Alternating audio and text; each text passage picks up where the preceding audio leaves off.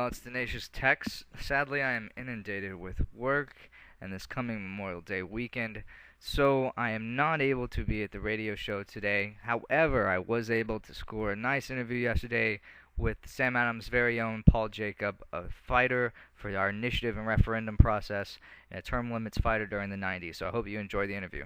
Take care, and we'll be back next week. I'll be back next week. You got pleasure of James Conway, Sir James, entertaining you and giving you thoughtful insights coming up. So be sure to check out the radio show next week. We'll have prominent author, provocative author, that Daniel Flynn, who's recently wrote A Conservative History of the American Left. It should be a very fascinating, very engaging interview, so check it out. Paul Jacob is a senior advisor at the Sam Adams Alliance, an acclaimed multimedia commentator. Paul hosts an online radio and print opinion program, Common Sense, which reaches a growing list of over 15,000 email subscribers and is aired daily by more than 150 stations in 48 states. For more than a decade, Paul was the term limit movement's leading voice, running U.S. Term Limits, the nation's largest term limits group. Currently, Paul writes a weekly column for townhall.com, and his work has been featured in the USA Today, the New York Daily News, Roll Call, the Washington Times, and the Chicago Tribune. He's appeared on Fox News, CNN's Inside Politics, NBC's Today Show, and ABC's Nightline. Paul has been named a, quote, rising star in politics by Campaigns and Elections magazine, received the Society for Individual Liberty's Phoenix Award for, quote, contributions to the advancement of liberty in America, and was dubbed one of the best and the rightest by National Journal. Paul serves on the board of Citizens in Charge, a group he helped form to expand and protect citizens' initiative and referendum rights. Paul also sits on the board of the Center for Independent Thought, an advisory board of the Initiative and Referendum Institute. Mr. Jacob is most recently known and renowned for his fight for initiative and referendum rights in Oklahoma and the state attorney general Drew Edmondson's motion to indict him. Mr. Jacob, thank you for joining us. How are you doing today, sir? I'm doing very good. Well, to get things started, I just mentioned in your introduction, you're being known most recently for the incident with the Oklahoma freeze. Now, I briefly discussed it. If you go into a little more detail, what exactly happened in Oklahoma, how the state attorney Edmondson violating initiative and referendum rights. Well, it's it's a funny thing because I find it hard to believe. So I have to think that other people who are further away from it than I am might also find it hard to believe. But let me just tell the story and some of the ramifications of what's going on in Oklahoma and the behavior of the Attorney General. I was involved with a group, Oklahomans in Action, that did a petition drive for eminent domain reform and another taxpayer bill of rights on the ballot that would cap state spending and really allow voters to decide whether spending went up more than a certain set amount. And my job was really to kind of help them find their way through the petitioning minefield, I guess. Help them find a company that runs petition drives, and this is a very experienced company that worked in Oklahoma many times.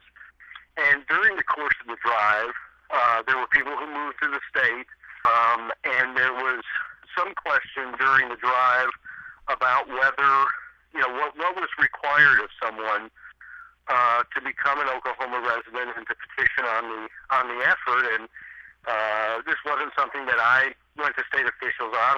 I'm in Virginia. I was on the phone with people from time to time and visited the state.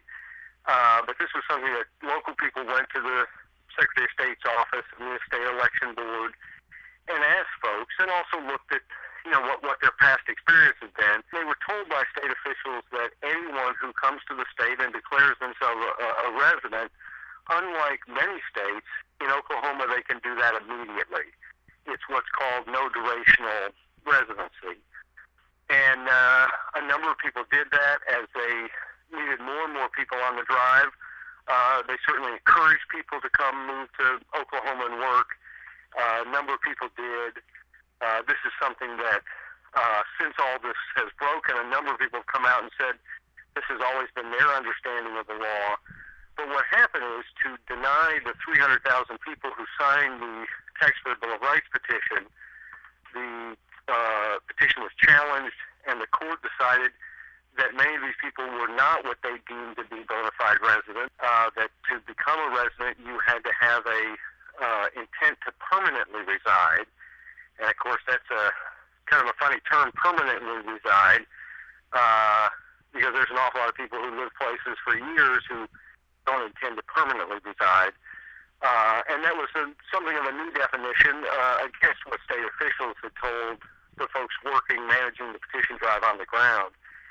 They threw out a number of signatures, and just barely enough, however, to knock that measure off the ballot.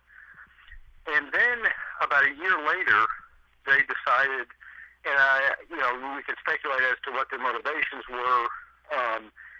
Some people have suggested that they were afraid of all kinds of different petition efforts, from a term limits measure on Attorney General and other statewide officials to a return of the Taxpayer Bill of Rights, which a lot of the folks in power in Oklahoma did not like and wanted to block. But whatever the reason was, I think it was a clear intent to chill the First Amendment rights of people in Oklahoma, as well as to send a signal to myself and two other people, the three of us being indicted as the Oklahoma Three, not to mess around with petition rights in Oklahoma, not to try to put something on the ballot, not to risk an initiative campaign, because there are severe consequences from the powers that be. And the three of us, Rick Carpenter, who's a Tulsan, worked with the Oklahomans in Action Group, Susan Johnson, who's the head of the petition company, National Voter Outreach, and myself are under indictment. We face 10 years in prison and a $25,000 fine. And Joseph, as I mentioned to a lot of people, I'm not a wealthy man. I don't know where I'd come up with $25,000, but I haven't really given that a second thought. This is there have been all kinds of attacks on the initiative process because it is something that allows the little guy to sometimes beat the big politically connected guy. But this is, I think, a severe an attack on the process, not just the three of us, as I've seen. So I was recently reading how there's intimidation efforts going on. I mean, this is not these efforts by the comfies and the chairs up in the state offices is not only limited to Oklahoma. I recently saw stuff going on in Michigan, and how Michigan, there's a recall effort, I believe, going on with the Michigan's speaker, and that there's been intimidation of the recall measure where the speaker's friends in big media have basically been saying this is irrelevant, while polls have been coming in 80% saying we should recall him. Businesses feel intimidated that they'll have their licenses revoked and everything. What do you know about that situation? Well, I follow the Michigan recall effort very closely. Citizens in Charge Foundation, a group that I work with as president. I'm a volunteer, but it's something I spend a good bit of time on. We were involved in doing some public education about some of the activities that took place there. There was also the Sam Adams Alliance, which I'm a senior advisor, did some education work there as well in exposing what was going on around the recall. There were robocalls made by the Michigan Organization of Police Agencies, and where they were calling people and suggesting that there were extremists in the neighborhood. Not really, you didn't know whether it was going to be a Islamofascist terrorist stalking your street, or I guess someone who didn't like high taxes. But they referred to the group as extremists. They suggested that what they were doing was illegal. For a police organization to do that sort of thing, that's not the American way.